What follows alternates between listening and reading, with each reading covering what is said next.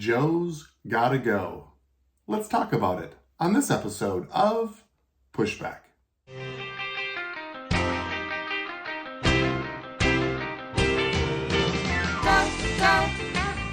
Go, Jonny, go, go. Go, Jonny, go, go. Go, Jonny, go, go. If you're concerned about the direction our culture is heading, then maybe it's time to push back. Hello, everyone, and welcome to Pushback. This is Dr. Jonny, and it's amazing the day or the week that I switched to sort of a political topic. There has been a plethora of political conversations that have been going on in this world, and it's an irony that I happen to be immersed in that topic, that I switched in the series of what I've been calling We're Killing Our Kids, talking about the influences that the society brings to our children, not only influences, but the way that they approach the word culture and generational living, or lack thereof. And I believe that the political sphere is a strong influence. It creates policy for our country, but also has been such a negative force towards the health of our children. And not only the health of our children, but the health of our country going forward as we think and we live generationally. And so it's so important that we delve into this political realm. And since I did that, there has been just crazy political conversations, an assassination attempt, and now this week, since just my last podcast, President Joe Biden has stepped down from being a candidate for the next presidential cycle. I entitled this podcast, Joe's Gotta Go, and I want to be super clear right up at front that that's not me saying that. I really want to talk about the impetus that made Joe go. President Biden, I believe, was forced out of his candidacy, and I believe that became very evident this week. And I think it's important that we discuss this, not just from a quasi-political standpoint, because you can get that anywhere. And nor am I endorsing one candidate over another. I endorse policies and I endorse heaven and kingdom principles, and you can decide where that lines up on your political ballot. However, at the Republican National Convention, they were chanting, Joe's gotta go. That's when he was still the candidate. He put his heels in the dirt and said, I'm not moving, I'm not budging. There was some ego there. There was some flexing. They're saying, I can do this still, even after a poor and dismal debate performance. He said, I'm not moving. I'm going to be the guy. And yet within 1 week, all of a sudden, all of that changed. And so the question is, what changed? And it's so interesting as you read the politics, which I certainly dive into for this podcast, as well as just for my personal education. You hear so often that they have to replace them, or they're going to replace them, or they're going to force him out. They are going to appoint a new candidate. And I kept asking my family, who's they? He is the primary winner from his party, and he has the delegates. He's the guy. The only person that could have him go is himself. And he made it clear that he wasn't going to, that he was going to be the man. So who is they? Because clearly this week there has been a they. Somebody, some people, some group that has decided, quote unquote, that it's time for him to bow out. So we're not the ones saying Joe's got to go. There's somebody or some people that are saying Joe's got to go. And he did.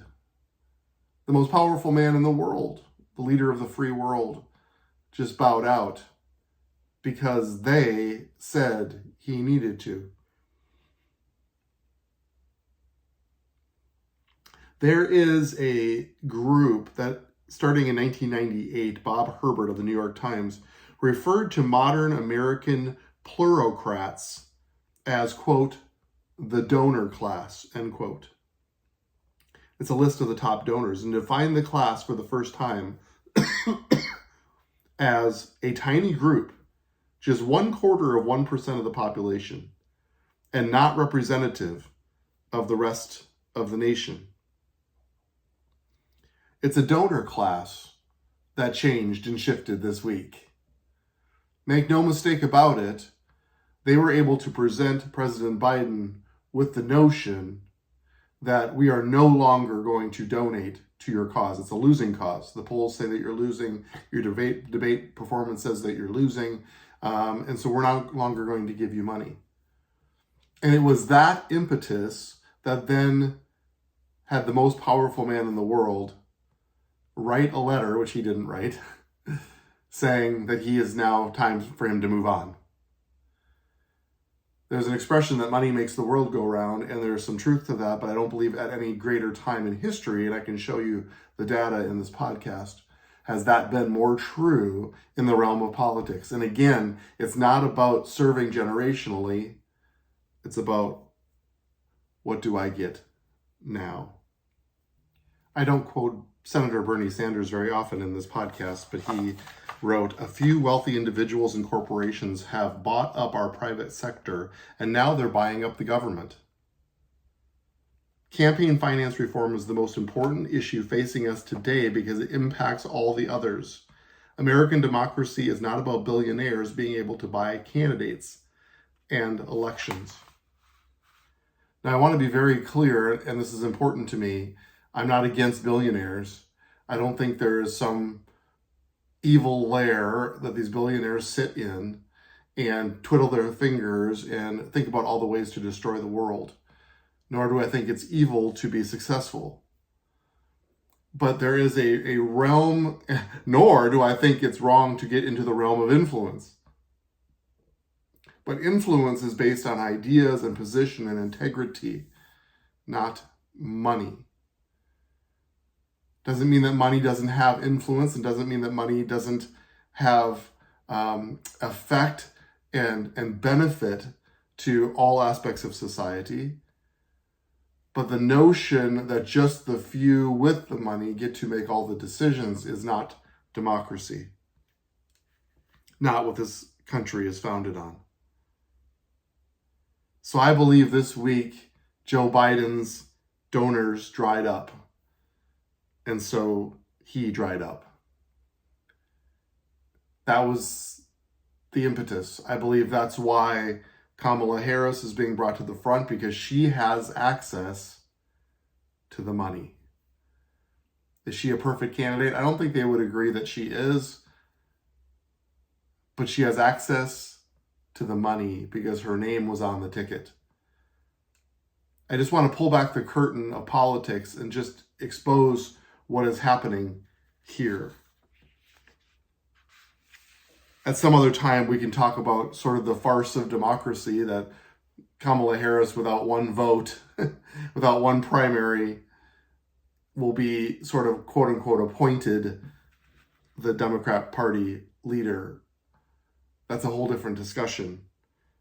But I want to talk about the power behind the power. There's something else that's happening here. It's the they that we were talking about. It's real, and I believe it's dysfunctional. I'm quoting from goodparty.org, which is actually an independent website, independent party website. And I'm not promoting that, but I thought they did a nice job of summarizing what's at stake and how they feel as independents. They might be the ones that are able to speak the loudest about this, because those who are entrenched in the donor class can't escape, or don't seem to be able to escape. They write, "If you listen closely in the corridors of power, you'll hear whispers of a term echoing into the halls of campaign fundraisers and political strategy meetings: the donor class. These words, which are filled with implications of influence and exclusivity, refer to a remarkably small percentage of Americans who contribute the vast majority of political donations.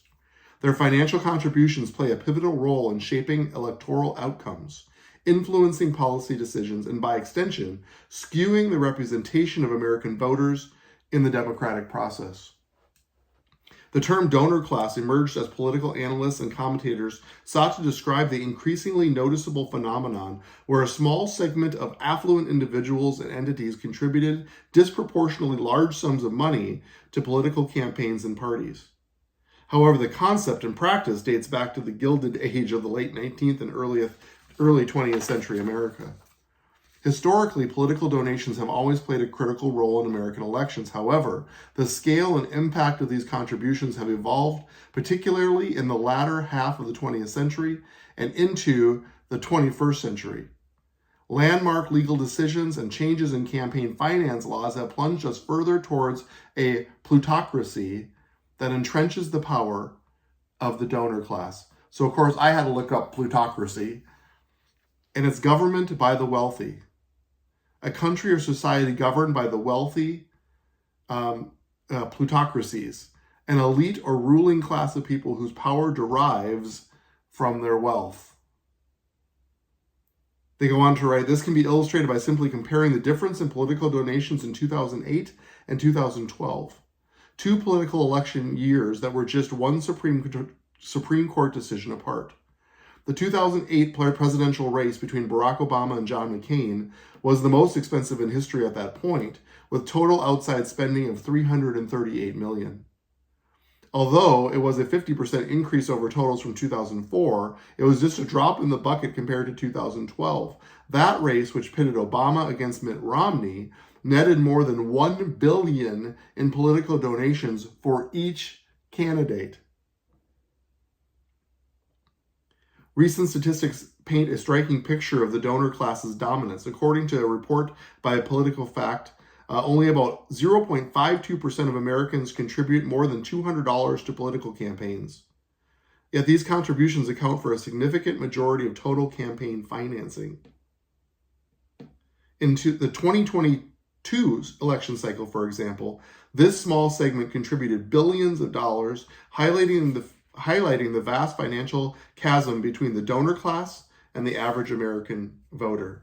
The influence of the donor class is not limited to direct contributions to campaigns. Super political action committees, or super PACs, and other political organizations that can receive unlimited contributions from individuals, corporations, and unions also serve as vehicles for the donor class to exert its influence. However, it was the 2010 Supreme Court ruling, Citizens United versus FEC, that opened the floodgates for unlimited independent spending on political campaigns, further solidifying the donor class's influence. Now remember, influence isn't an ugly word or a bad word. In fact, it's one of the more important words that I bring about in this podcast. But when it's directly connected to wealth, and that we're actually buying influence with wealth, it actually removes the conversation of Americana away from what is best for society and for their people, what is the highest way of living, what contributes to culture, our culture, and generationally speaking. It switches from that to what is the benefit for me, what return on my investment do I get when I donate. A couple big spenders, Michael Bloomberg donated $50 million to Democratic candidates. Sheldon and Miriam Adelson contributed $25 million to Republicans. Richard and Elizabeth Uihlein contributed $89 million to Republicans.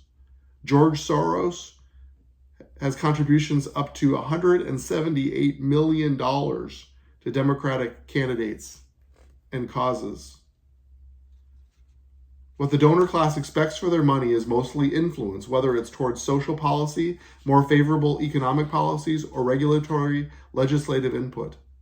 They tend to come from the more extreme ends of the political spectrum, and they contribute heavily to political polarization, which is what we see.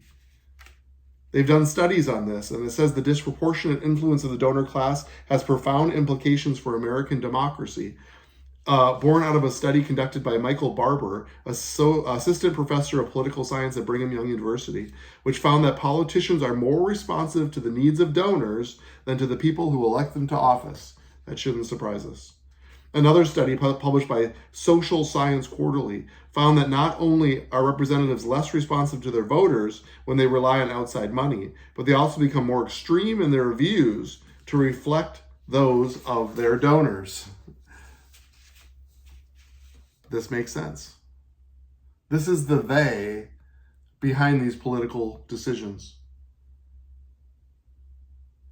The reliance on large donations can also deter candidates from pursuing policies that might be unpopular with wealthy donors, even if such policies would benefit the majority of Americans.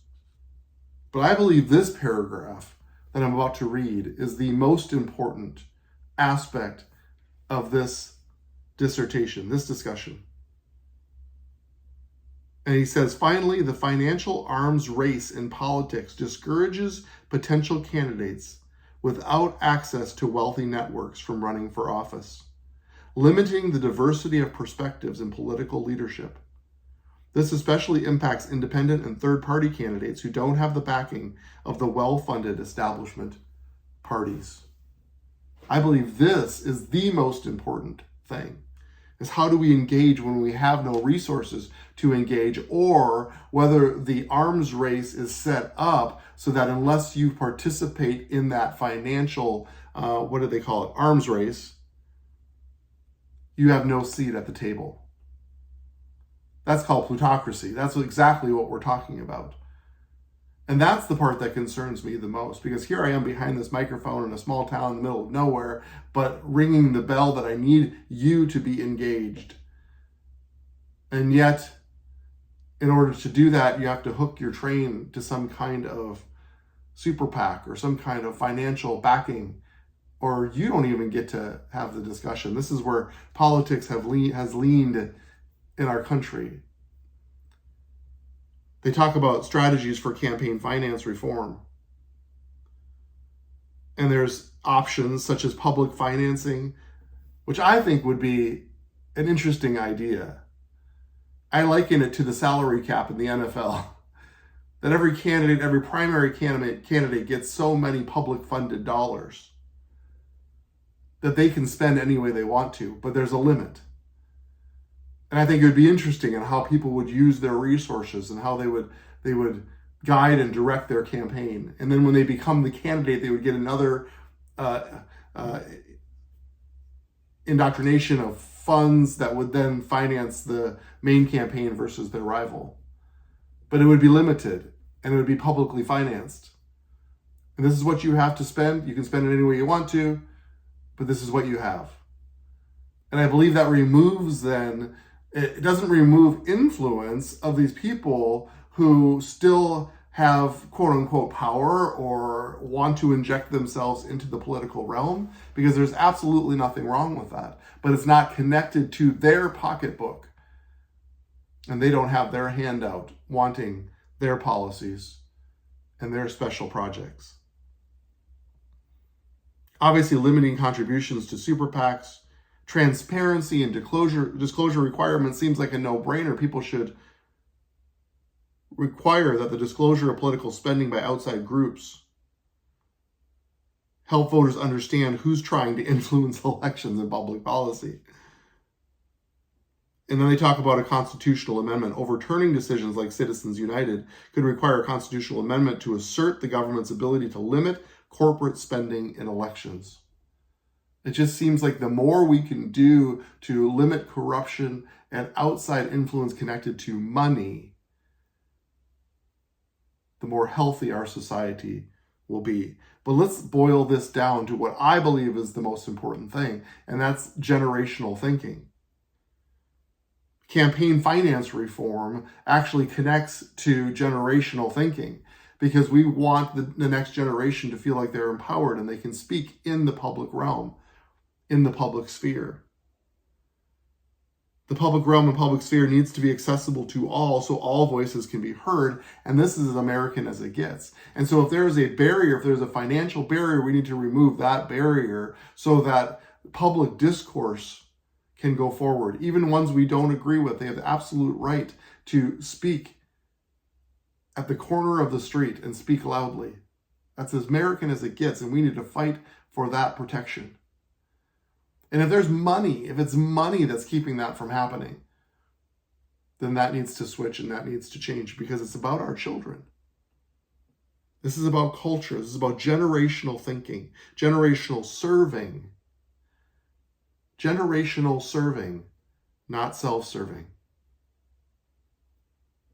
See, I'm going to be talking about over the next couple of weeks what I call the political spirit. There is a realm, a realm of darkness, a political spirit that can enter into a society, even a democratic society. And it's always about power and control. Any spirit that's contrary to the spirit of Christ, any antichrist spirit, is going to be about power and control.